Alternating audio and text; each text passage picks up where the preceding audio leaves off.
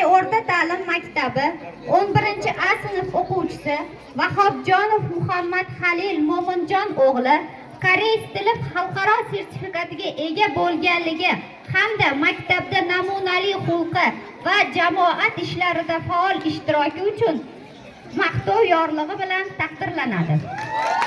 Ushbu o'quvchimiz muddatdan avval o'qishiga kirdi.